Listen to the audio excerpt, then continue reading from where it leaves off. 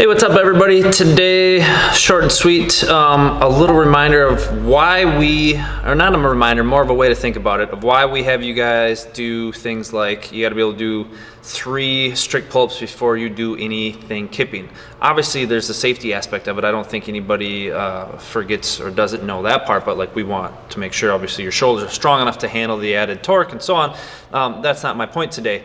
What we want to get across is that there's plenty of levels to this, and I'd like to lay out those levels for almost everything in CrossFit, and we're working on stuff like that. But think of it like karate. You have to earn your next belt. So like, have you earned your kipping belt? You have to test and prove that you can do this specific movement before you move on to the next one, right?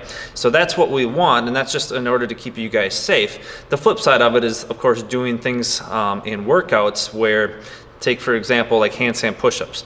You know, if you're doing those in a workout to get the desired effect, most of the time you should be able to link 5, 6, 7, 8 of those together, unless you've done a whole bunch and you're just fatigued at the end of the workout, but you guys get the idea. We want you to be able to link a bunch together, not take the Metcon as the time to build up that strength, okay? That's to be done outside of class, or not outside of class, but outside of the Metcon, when you can work on it, just work on shoulder strength and strict push-ups and handstand negatives and things like that. So one of the problems, one of the 2 problems I see with it is the things like the open and competitions where we go, all right, like, yeah, it's awesome, you got your first pull-up, that's sweet, like it's okay then, but remember when it comes back out of the open, then it should go back to, hey, you still got to work on the strict before we let you go back to kipping.